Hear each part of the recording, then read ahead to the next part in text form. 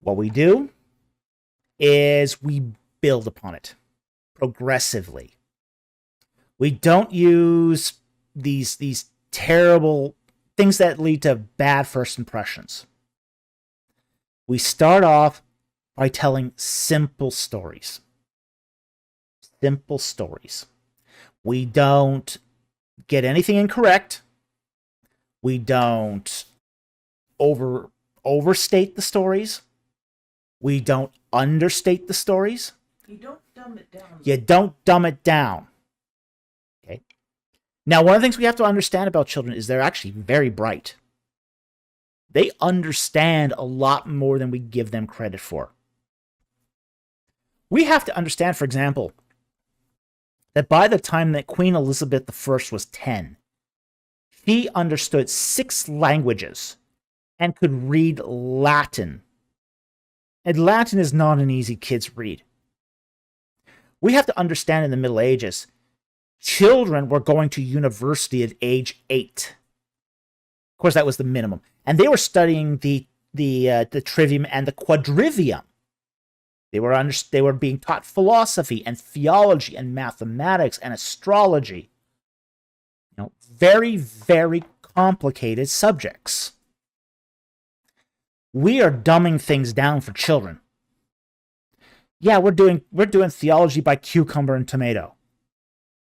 That's not the way to do this. What we need to do is we still need to tell the stories, because people remember stories. Our brains are wired for pattern recognition, which is why we do remember things when they're told as a story.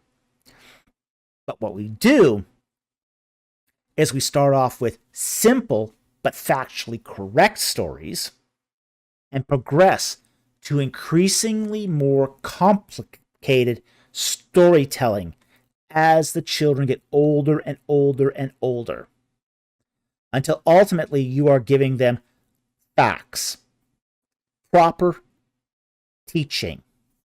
Okay? We have to stop treating them as stupid. Children aren't stupid. Okay? And I can get on my soapbox on this, and I can just go on forever and ever on this, because, the studies are all there. You can teach really, really complicated things to children.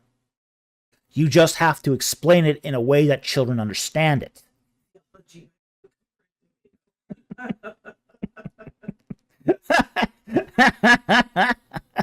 Angry Twitter mob of market gardeners.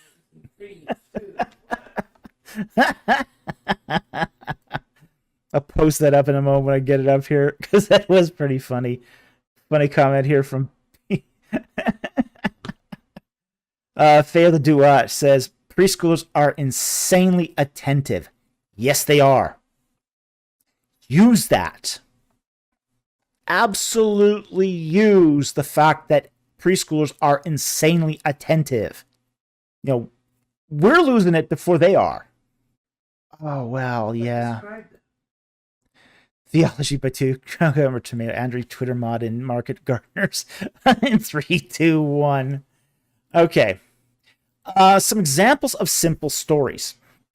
Like, for example, you could take something like, for example, the Exodus. You can tell that as a simple story. How the people of Israel were enslaved. They were enslaved, and they were forced by Pharaoh, the king, to make bricks. And they cried to God to let them go. And God said, I heard my people. I'm sending you, Moses, to free my people. Moses goes to Egypt. He says to the Pharaoh, let my people go. Pharaoh says, no, why should I? Who's this Yahweh guy? Who's this God guy? He sends 10 plagues. And Pharaoh lets the people go.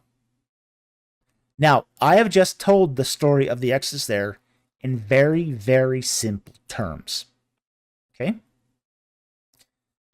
That's the point. You start off simple but factually correct. And you tell it as a story.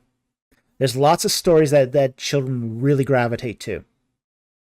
You could tell them the story of King David versus Goliath. You don't have to get into the real sort of nitty-gritty details of this. The first story, David versus Goliath, it's the Philistines, they're saying, oh, if we defeat your champion, you become our slaves. If you defeat our champion, we become your slaves. And then you lay it out. Now, the thing with that, though, is once you start to get into older age brackets, you then increase the detail. They've got the structure. They've got the structure of the narrative. But you add, because they have a framework now from the simple story, you add more detail that they can hang onto the framework.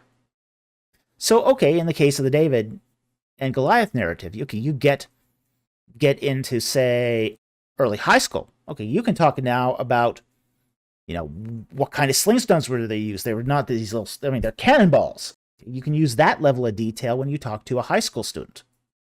Whereas you wouldn't do that with, say, a preschooler. Preschooler, you keep the story going in very simple terms. But you gradually increase the detail the older they get. And that way, you get to a point where they are competent in the study, because they've heard the stories so often. They've heard the stories often, and they can hang theological truths upon those stories. So that's how you teach kids how to do this without actually overwhelming them.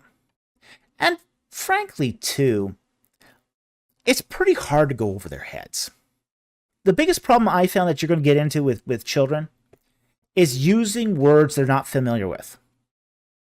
And some of them will ask you, well, that's a big word. What does that mean? You're going to tell them, oh, I've learned a new word. So, it's pretty hard to go over their heads as long as you keep the vocabulary at a certain level. Keep the vocabulary at a certain level. Keep it true. Don't exaggerate. Don't exaggerate. Don't minimize. Just the story. Keep it to the story. Don't make it laughable. Yeah. Don't use art that makes this laughable. Okay? It's not cute. It's not cute. It leads to it becoming contemptible. So take all those pictures of Noah's Ark with giant heads, animal heads sticking out of the top. Take them out and burn them. Because that leads to contempt. And we don't want that. And St. Ronan says, just like the roots of a bamboo, integrating the deep roots rather than focusing on surface length. Exactly. You want to grow those roots. You start with the primary roots, the shoots, and then they branch out, going deeper and deeper into the soil. We want our next generation to be firmly rooted. Yeah. Yes, exactly. Exactly this. Yeah. And Patui says, you mean treat God's word as real rather than like Aesop's fables? Yes. Yes. Yes. Treat it like a story. This is something that Michael Heiser said. Read the Bible like a story. Read it like a story. But it's a true story. And that's the difference. It's a true story. Treat it like it's real. Treat it like it's our history. But relate it like a story. This way, people will grow in the faith. And that's what we're looking for. We're looking for growth. But in this case, growth in our children. This is one of the big failures of the Christian church is we're not growing faith in our children. We're treating the Bible in a contemptible way and then wondering why they have contempt for it.